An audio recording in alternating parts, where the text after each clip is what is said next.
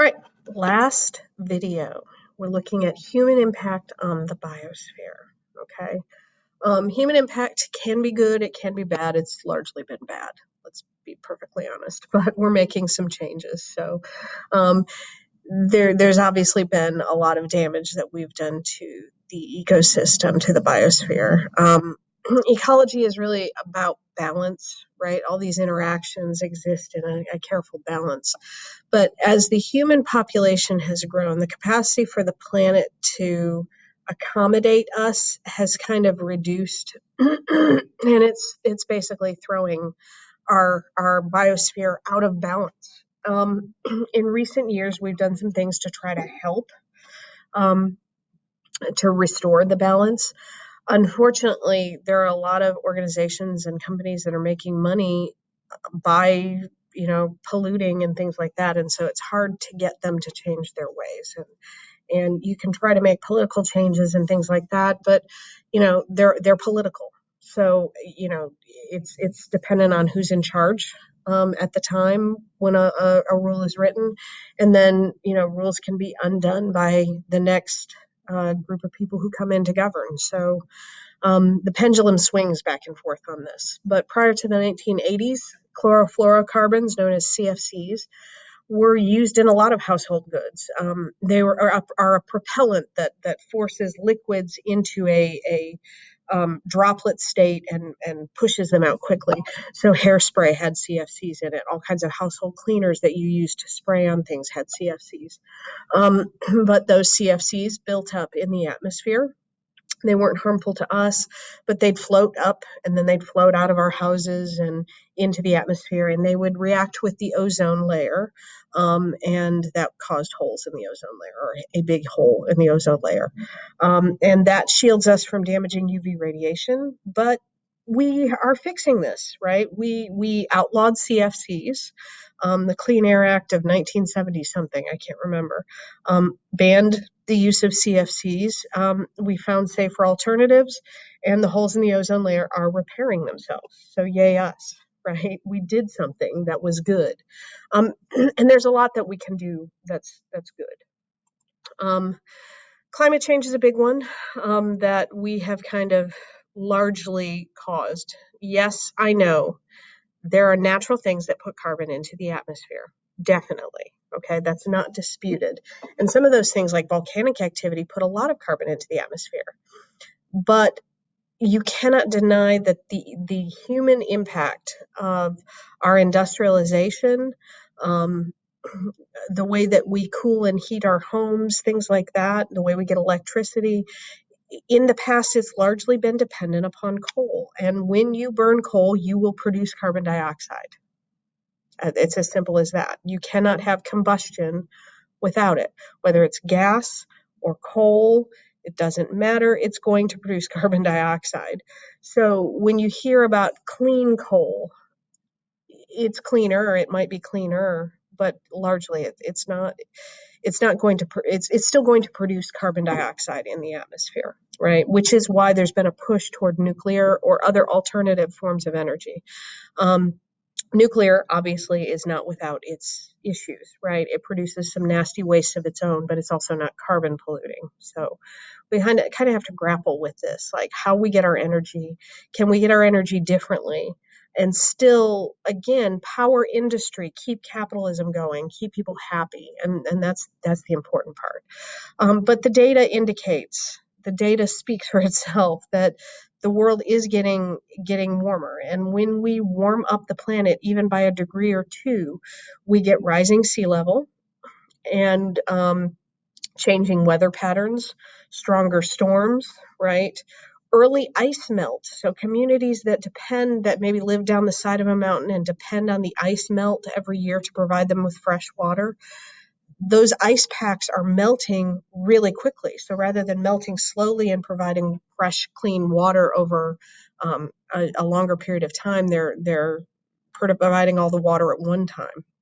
And this is really changing also the trophic structure of our oceans and of our land. So there are vast, wide-ranging impacts. And again, if you had apes, you talk to this one to death. So I know you understand this. Okay, but here's the Mauna Loa station graph. notice the upward trend, right? It's the upward trend in the data that is concerning, this amount of carbon dioxide concentration reported in Hawaii. Now, some of you may be asking, what's the reason for this fluctuation, right?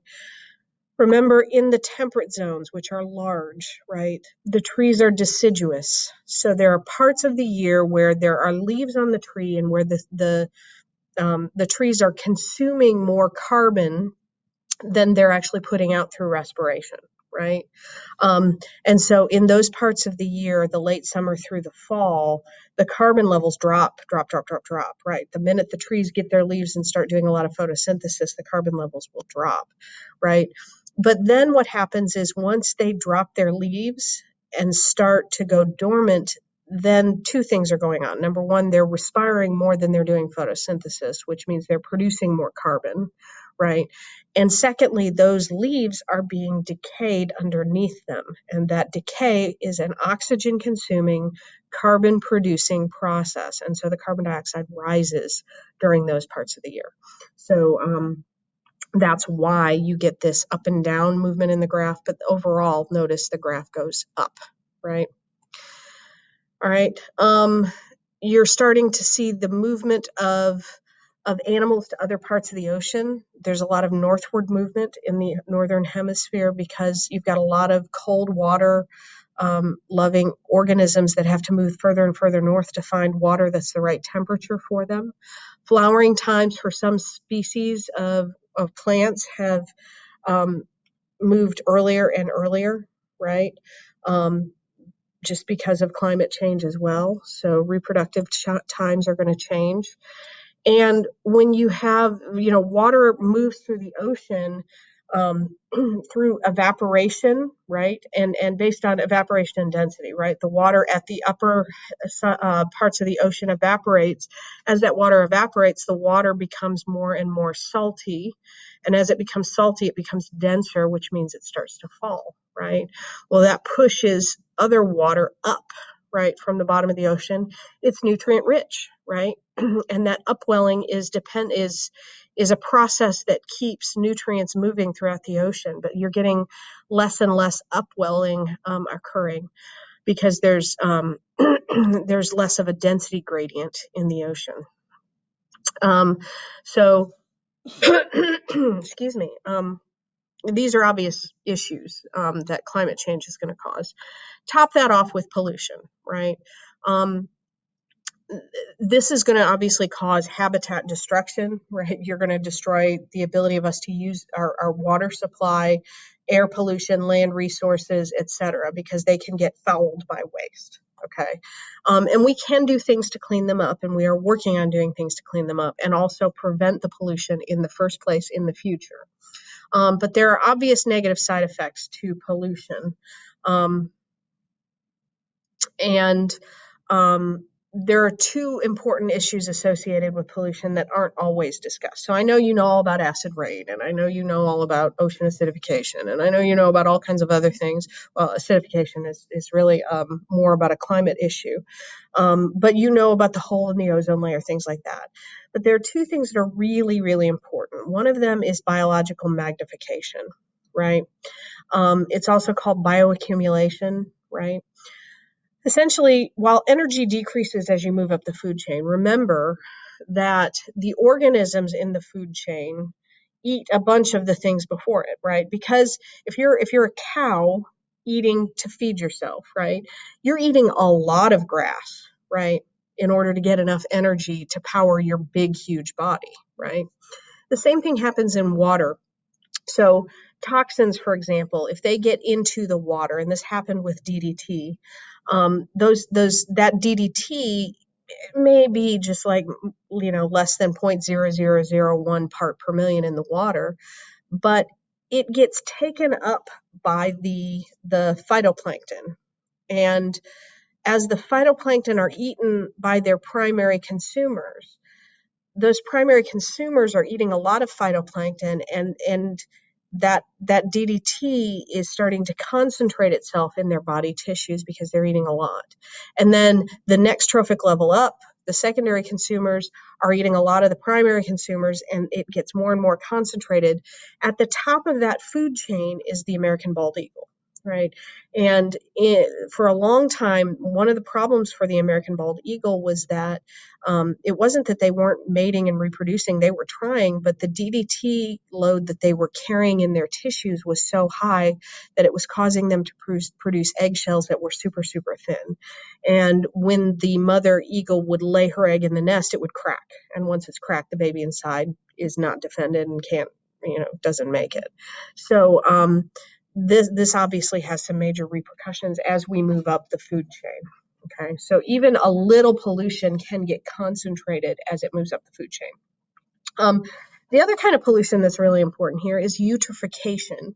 The word troph obviously means feed, and literally we're talking about overnourishing, right?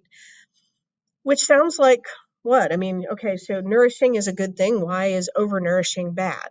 Overnourishing in general is a bad thing. It doesn't work well with people, right? When we get overnourished, our weight goes up, right? But in the water, what happens is it starts to fuel changes to the trophic structure of the water. Okay, so when we fertilize our lawns and fields and things like that, runoff is always going to carry some of those fertilizers into the water. Those fertilizers are good for anything that does photosynthesis, including algae, and that's going to cause a bloom of algae. In other words, a whole bunch of overgrowth of algae. Now, those algae can sometimes be toxic, but also remember, algae are our strategists. So their life cycle is real short, and they produce and then they die really early. And as they die, they sink to the bottom of whatever water body they're in, a pond, a lake, a stream, whatever. And they decompose. And remember, decomposition is an oxygen consuming, carbon producing process, right? So what happens is the decomposing bacteria in the bottom of that body of water overconsume the oxygen, which leaves the water low in oxygen. It becomes anoxic. And then eventually the fish suffocate because there's not enough oxygen dissolved in the water. So eutrophication is really a process, and it starts with overuse of fertilizers. So it's really a form of water pollution, essentially, or at least the effects of water pollution that you're seeing there. Okay. Other environmental problems include acid rain. Again, that's pollution related, right? Sulfur containing compounds and NOx, nitrogen oxides that are belched into the air from factories, convert in the atmosphere to acids. We're not talking about acids that melt your face off as soon as you step in the rain, so don't freak out. We're talking about mild changes in the pH. But the problem is those mild changes in the pH, again, that rain, as it percolates down into the soil, can cause damage to plant roots, which causes damage to forests and things like that. And, again, you live in a state that has a pretty big forestry industry, right? That Christmas tree industry is pretty big here too, right? So acid rain is a huge problem in the North Carolina mountains. It's also really problematic if it accumulates in the water, right? It can lower the pH of the water, right, which can damage gills of fish and things like that. There's also deforestation. If we're clear cutting forests and things like that to build for the expanding human population, we need to be careful about that, right? We need to be careful because if depending on where you're doing the deforesting, if you're in the rainforest, remember the rainforest soil is nutrient poor, right? Because it's always raining, so the nutrients are constantly being leached out of the soil, which means the majority of the nutrients in the tropical rainforest are in the canopy. And if you cut those trees down, then you've lost the nutrients and you've lost the ability for all the organisms that depend on those trees to live. There's also desertification. Usually that's overgrazing or overplanting that basically destroys the top level of soil, the topsoil, and turns the area into basically dust. It's the desertification in the U.S. is what caused the Dust Bowl, Okay. Right now in China, there's a huge problem of desertification, and areas are being converted to desert all the time. And all of these things obviously can cause habitat destruction, which can lead to endangerment or reduction of species, and then also reducing the biodiversity of an ecosystem, which is not a good thing. All right, so again, this is just deforestation that you're seeing here. And you're looking at an area of Brazil before and after areas were clear cut. And then this is looking at different things that can happen, like habitat loss, and the percentage of endangered species on land, in freshwater, and in the ocean that get impacted by that. Introduced species. We've talked about these before as impactful species within a community, but those introduced or invasive species, those are generally caused by people. Okay, so that's important. Overexploitation of resources, pollution, and then there are other things too that are natural, like native species interactions can cause impacts as well. All right, so what do we do about this, right? What can human beings do to not be so hard on our planet? Obviously, you've heard of reduce, reuse, recycle, right? So reduce our waste in that way, reuse things when we can, repurpose things when we can, recycle what we can't reuse, right? Um, but and basically anything that we can do that lessens our impact on the planet and makes it so that we can stretch our resources is referred to as a sustainable practice. So we can do forestation. We can add filters known as scrubbers to smokestacks and to cars that would reduce the emission of certain air pollutants that cause things like acid rain or even carbon pollution. Reduction of fossil fuel consumption, and also, really, if you want to know where it's at, even if we stop burning right now, the earth is still going to continue to warm because there's enough carbon in the atmosphere to continue to warm us. So the thing we really need right now is carbon capture, right? We need something to capture and sequester carbon, pull it out of the atmosphere, hold it. And if you can come up with a device for that that's inexpensive and works really well, I think you could make a lot of money doing that, because that's going to be a really important thing that we're going to have to do to deal with the issue of global warming. Also, smart use of fertilizers and smart use of how we use our land, the way that we plow it, the way that we crop it, the way that we rotate crops and so on. Also, our pest control methods need to be looked at. Using DDT, for example, was a really bad idea. And then also establishing protected areas as well. All of those are sustainable practices, and you could probably think of a whole bunch more sustainable practices that would help. The main message here is we can do this. We can do this. It seems like it's a big problem, and it is. It's too big of a problem for one person to tackle.